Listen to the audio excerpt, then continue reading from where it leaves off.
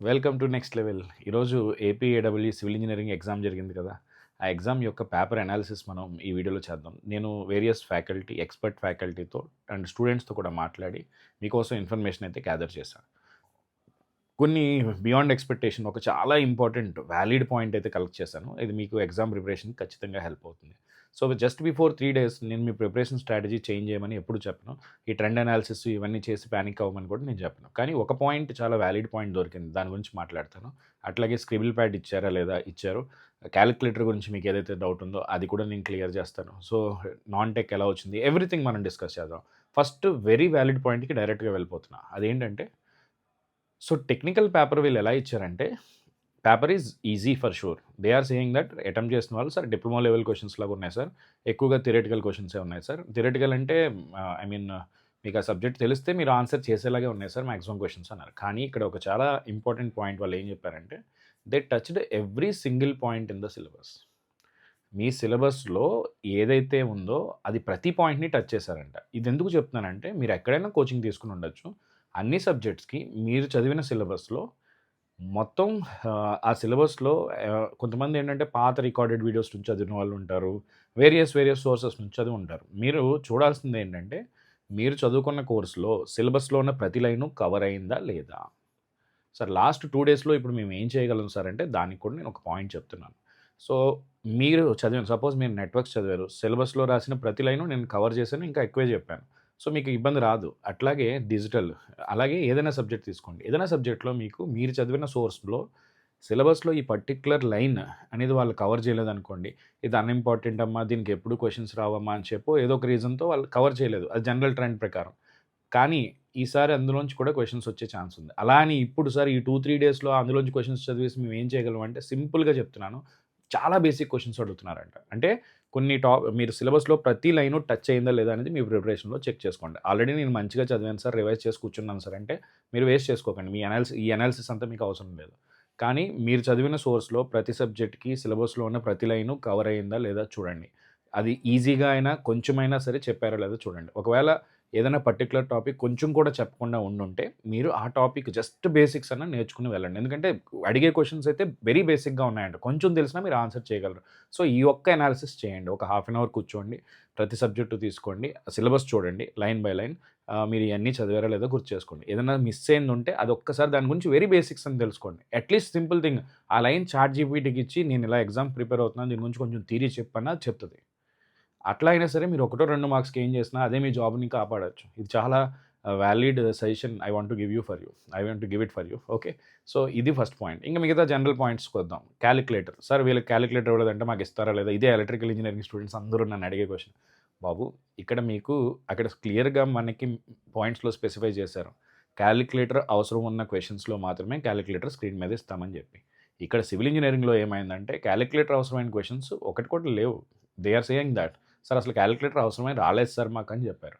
ఎక్కడైనా మీకు కాలిక్యులేటర్ అవసరమైన క్వెషన్ మీ ఎలక్ట్రికల్‌లో జరిగితే డెఫినిట్‌గా వాళ్ళు కాలిక్యులేటర్ అనేది ప్రొవైడ్ చేస్తారు.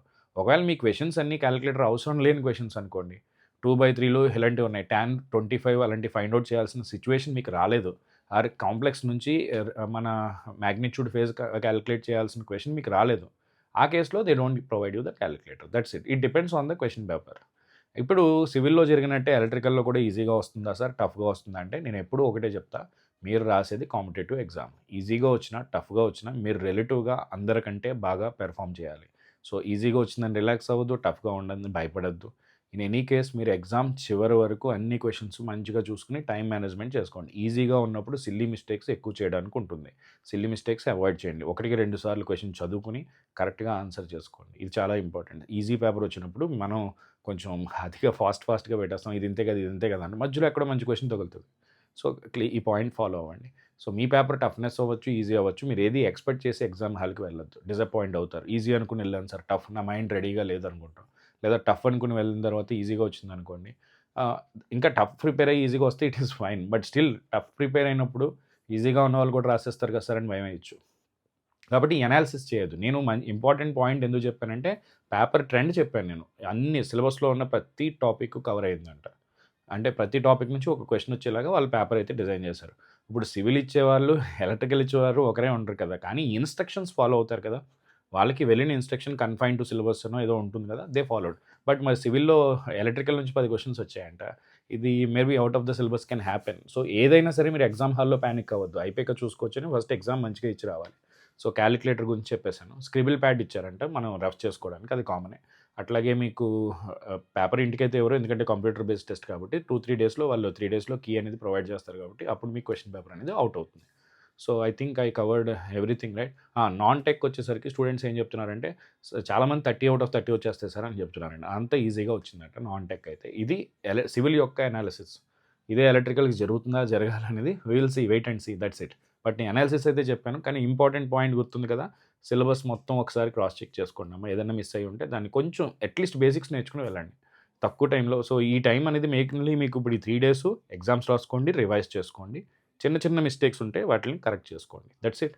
All the very best guys. So ఇంకొక వీడియో చేస్తాను. ఆ 3 అవర్స్ ఎగ్జామినేషన్ హాల్లో ఎలా ఉండాలనే దాని మీద I will make it. So ఇప్పుడు వర్చువల్ క్యాలిక్యులేటర్ వీడియో చేద్దామని నేను ఈరోజు అనుకున్నాను, ఏదో ఒక చోట స్టూడియో తీసుకుని.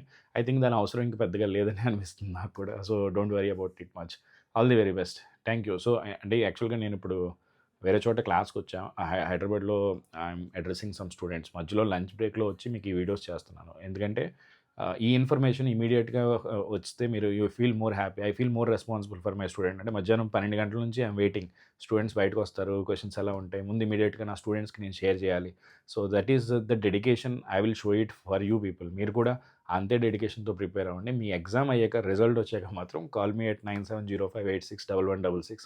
I feel more happier to see your success. So that is the dedication I showed in the last 40 days also. So channel ఎవరైనా ఇప్పటివరకు సబ్స్క్రైబ్ అయ్యి ఉండకపోతే కైండ్లీ ప్లీజ్ సబ్స్క్రైబ్. సో నా క్లాస్ టైం అవుతుంది. So I will be going. Bye. See you all the best.